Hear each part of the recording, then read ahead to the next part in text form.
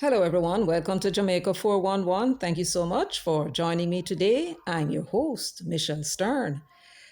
Well, it comes in bundles, trouble, doesn't it? Well, the question I have to ask is what's up with CAFFE? Or is it CAFFE? And I believe it's a legitimate question because I have a big problem, even though Mrs. Grace Baston sought to clarify, I have a big problem. But before I tell you what my problem is, let us listen to what TVJ said the day after the election. Now the details. The Electoral Commission of Jamaica and Citizens Action for Free and Fair Elections CAFFE continue to be at loggerheads over statements relating to the recent general election. Nakinsky Robinson reports. The day after the election, CAFFE reported that in 21% of polling stations monitored, persons who were still in line at the close of voting at 5 p.m. were not allowed to cast their ballots. Let me repeat this section again for you. The day after the election, CAFFE reported that in 21% of polling stations monitored, persons who were still in line at the close of voting at 5 p.m. were not allowed to cast their ballots. The Electoral Commission rejected that claim and called on CAFFE to withdraw its statement that voters were disenfranchised. But the chair of CAFFE, Grace Baston, is contending that the group's statement on the matter was clear. We had volunteers in about 400 and some polling stations. Of that number, we were reporting on what two-thirds of them had said. That's about 300. Of that 300, 21% mentioned this irregularity. We were crystal clear that we're just reporting it because it came this way. And with all the other irregularities, we would investigate. That's what we have done all the time. Sometimes observers aren't clear about what they see. And so we need to do that. Now, these are volunteers. It took me 3 or 4 days to pin people down because I'm doing this through parish coordinators because it was several people. And then we're very clear in our statement to say, even in these irregularities, they're so small that they wouldn't materially affect the outcome of the elections. We go on to commend the EOJ for their job. In a strongly worded statement yesterday, the ECJ said the statement by CAFFE is false and tarnishes the results of the poll as well as the reputation of the organization. It added that no such report was made by any official of the Electoral Office of Jamaica, political party or accredited international observer. Mrs. Baston, who was speaking on Radio Jamaica's Beyond the Headlines on Wednesday, said CAFFE won't observe the elections in the future unless there is a written agreement to prevent issues experienced during the September 3 general election. CAFFE says 4% of the polling stations reported on indicated that volunteers were not allowed to view the preliminary count. We had instances of our volunteers, first of all, being told they can't come in, they are to stay outside and only come in for 15 minutes, and then at the close of the poll, no, you step outside, you are not sworn, you can't watch. We had it. But because it was 5%, which was down from before, I mean, Dion, we've had this conversation so many times that we're beginning to say, without an MOU, we're not going to do another set of elections with this. Some kind of formal written document. Nakinsky Robinson, TVJ News. Thank you, Nakinsky, for that piece of information. So, what did she say?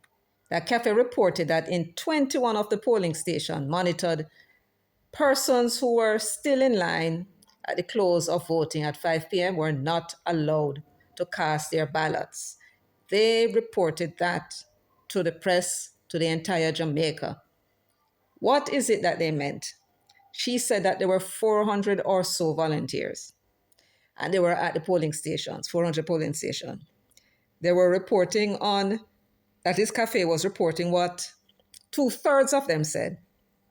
And she said that the two-thirds represents 300 of them or so.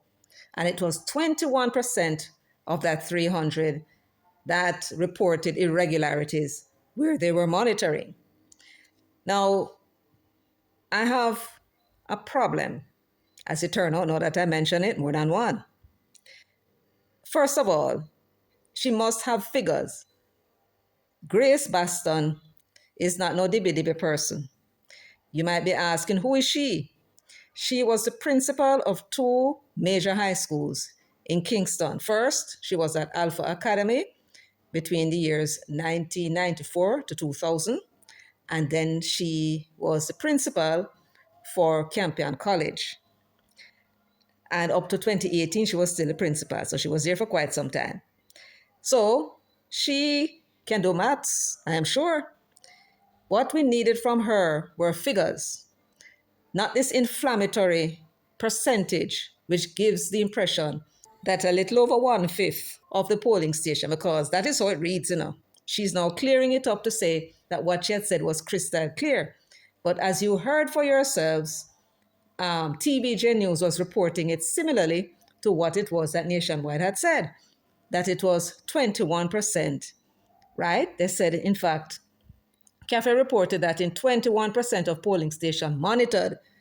So there, they did not clarify to say it was just 400 they're talking about.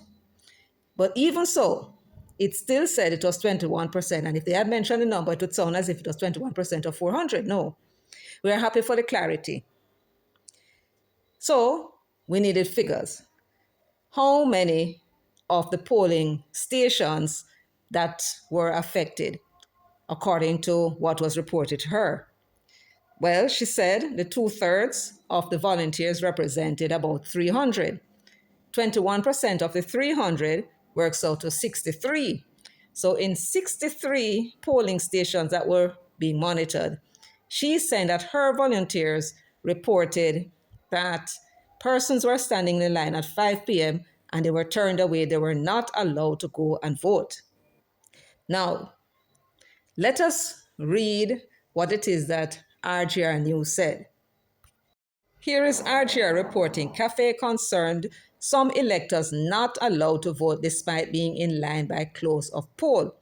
And of course, RGR reported that on Thursday, the day after the election, Thursday, September 4, 2025. Okay, I want you to pay close attention, to when this was reported. So here they're reporting that CAFFE is expressing concern that some electors were not allowed to vote in Wednesday's general election despite standing in line at the close of the polls. CAFFE on Thursday said in 21% of the polling stations reporting persons in line at the close of poll at 5 p.m. were not allowed to vote. What is missing here? Do you realize what is missing here? RGR did not say how many polling stations CAFFE was monitoring. And therefore, anybody who was reading this report would have believed that CAFFE was at all the polling stations. Therefore, that 21%, in my view, was inflammatory because it gave the impression that 1/5 of the polling stations had people in line at 5 p.m. who did not vote. That would add up to a substantial amount. And the losers, the PNP, naturally jump on that. Not the hierarchy, evidently, because they didn't get any such report from their people on the ground. But certainly the supporters ran away with the impression that, hold on, maybe the reason why we lose is because you're talking about 21% of the people were turned away. So this reporting was unfortunate because throughout the report, I can tell you there was no mention whatsoever as to how many volunteers CAFFE had. So unless RGR was told and it was edited out, or they were not told at all. Perhaps the bigger question is, did they ask? Were they told? And if they asked and they were told, why did they not put that information in the story? We don't know what the answers to those questions are. But what is definitely clear is what Grace Baston said, Mrs. Baston said, that the information that they had put out was crystal clear. Maybe what they ought to have done, and Mrs. Baston, you may want to do that in future. If you had not done so, you put out a press release, then it would have been very clear to everyone what it was that you said. I don't know if there was a press release. I don't recall seeing one on your website. And of course, because there was no press release, this type of gymnastics, because we know this is part of the Matalan group, and we know Matalan has an interest in Mark Golding. They're both Jews, and he wants to see his fellow Jew lead in Jamaica. Can't blame him. Nothing wrong with that. We would have wanted the same too if we were a minority in a country. So, Mrs. Baston, you left yourself open to that. Did you put out a press release? If you did not, please, in future, put out a press release and send that to the media houses. And if they call you, tell them there will be a press release and ask them to wait, and then you send them the information so as to protect yourself and your organization. That's our suggestion. Now, here is a big problem, though, we have with what you're saying, Mrs. Baston. This is my problem, and you can help us to understand it. You would have heard, I am sure, what it was that Nationwide News Network reported. And you would have heard the misunderstanding and the consternation on social media and elsewhere in the society when they heard this news. You would have heard that. And yet, when you were contacted by the EOJ or ECJ, you did not provide not even the name of a church or a school. Which cluster were your volunteers at when they reported this? Because that, in essence, was what the ECJ was saying. This was what was reported by the Observer on September 10, 2025. That's a couple days ago, right? ECJ dismisses CAFFE's claims of voter disenfranchisement. I need you to pay attention to the date when this was published. September 10. And the claim by CAFFE was reported on the 4th of September, the day after the election. Now, 6 days. And you're telling me, Mrs. Baston, that you did not know that this misinterpretation of what it was that you said was out there in the public for you to come out and clarify at that time? 6 days. When did you come out with your clarification? Would that be after the ECJ rejected your claims and said on the 10th of September 2025, the Electoral Commission of Jamaica has strongly rejected claims made by Citizens Action for Free and Fair Elections, CAFFE, that voters were denied the opportunity to cast their ballots during the September 3 general election? Was that when you came out and decide that you need to clarify that you never said any such thing? It doesn't get any better though, Mrs. Baston. It doesn't, truly. And you now see a full misunderstanding of what it was that you had said originally based upon what you clarified later. That CAFFE recently alleged that at 21% of the polling stations, you hear that now, because you failed to say how many of the polling stations you were monitoring. Either that or you did say it and RJR failed to report. Would that also be the case with Cliff Because search as I may, I could not find the original of Cliff article that was published by NNN of what it was that you said. Can't find that. But how is it that you did not know that this misunderstanding was out there? And it's more than just that. The Observer went on to say the ECJ, following its review of the matter, dismissed the claim as false. And they're quoting them now. No such report was made by any electoral office of Jamaica, official, political party, or accredited international observer. You heard that, Mrs. Baston? They went and they checked. It is alleged that you said that some number of persons were not able to vote who were standing in line. They went and they checked. And none of the UOJ's officials, not the presiding officer, not the polling clerk, not the returning officers either, none of them reported that that happened. Then that is one thing, because if we are going to say that the presiding officer decide that they're going to close at 5 and then no business whether anybody else is in line, that would not go down very well with the 2 indoor agents. Not at all. And then you have the outdoor agents who would have been told and complained to by the people who were in line that them said them can't go and go vote and lock the door. You mean to tell me that none of them persons who turn up and in the line, right, were in PMP or JLP to go and complain to them respective parties, outdoor agents, that this was what happened to them?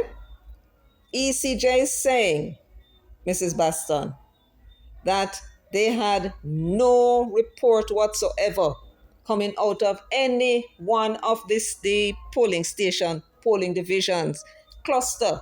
Nowhere. None. So we don't know where your 21% of 300, the 63 persons that had witnessed that. Where were they? We don't know, right? ECJ said they checked with the international observers and them never report that either. But for me, the main one would have been the political parties. None of their agents saw any such thing happening. So the question we must ask you, Mrs. Baston, is those volunteers that you had out there representing CAFFE on our behalf, because that's what you were doing. Who were they? Have you identified who they were? Because clearly they were not speaking the truth. But how can we make such a bold pronouncement? By continue reading.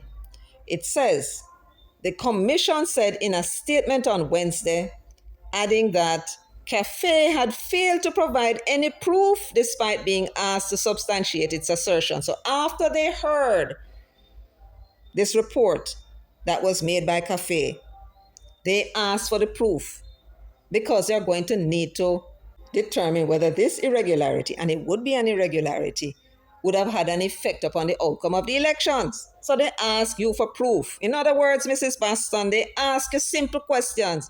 Which polling station? Which cluster?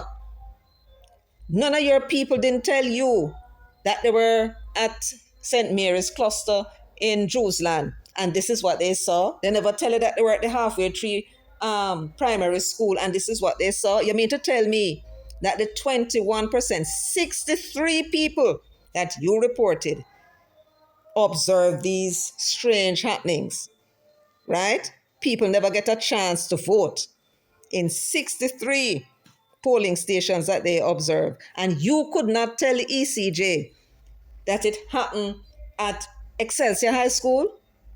Huh? You could not tell them that it happened. Never mind the evidence. Never mind the evidence. I may not have the photograph. Right? How is it that you could not give them something to go on so that they could do further checks? They're saying here, Mrs. Baston, that you had failed to provide any proof despite being asked to substantiate its assertion. Which part them think that that take place?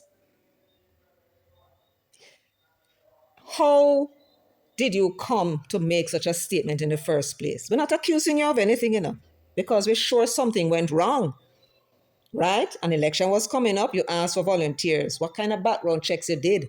Because I'm going to assume that you got this report. Let us say you got the report. And let us say you did name Halfway Tree or Excelsior, for argument's sake, that it took place. And they ask you for, okay, give us some proof. Give us something to go on. Because we check at our end and nobody said them nothing about that. And you could not provide it. The people went to the polling station and then they went home with the papers of what they observed. You have to be gathering it. I don't get you. What kind of operation that you're running, Mrs. Baston? And it does not sound as if you are inexperienced. You may have been a school principal, but I'm going to take a guess and say you have been in CAFFE for quite a while. That's how you came to be the chairperson, if that is your position. Not true? Yes? Mm-hmm. So how it is that after they went to all these various polling stations and clusters, you have to be calling them to get information. You never had nothing said. They would do the report. Was there a form? Them write up the thing and then write them observation where they're supposed to email it, where they're supposed to drop it off. It doesn't sound like you have a very tight ship. Sounded very slack to me. And then you had that report, went and uttered the words and causing people now to think that the electoral process was compromised. No. We don't want to discourage you, but you need to tighten up your ship. If indeed, and I have no doubt in my mind, that people did call you and tell you that they observe it. Who are these people? Did you vet them? Did you ascertain their politics? Because these could well be political people that you had out there that wanted to go in at the polling station after the count go observe what they need to go in there for. You have the PMP and the JLP, you have the presiding officer, and you have the poll clerk. You don't need nobody else inside here, but you need to go observe. And then it would appear as though you had some politicians who were out there observing on your behalf. What other motivation, what other reason would they have to be telling you something without telling you where they were? And if they did not provide you with the evidence, even a statement that a JP signed that you could provide in 6 days. And you never came out and said a word until the ECJ demand that you take back your chat, that you're undermining the process. And then you come back now saying that you want assurances and you want MOU, or you're not going to observe. You should not be allowed in any polling station ever again until you can explain how it came about that CAFFE made such a report without first having the evidence in hand. That is something that you need to explain. And if you cannot explain it, the ECJ should never allow CAFFE near any of its polling station or cluster. And that is my view on this matter. Folks, thank you so much for joining me today. I hope I brought you some information that you may find useful, maybe some clarity to the strange happenings with CAFFE. And if you did, remember to give the video a thumbs up, also share and subscribe. Until next time, take very good care of yourselves and walk good.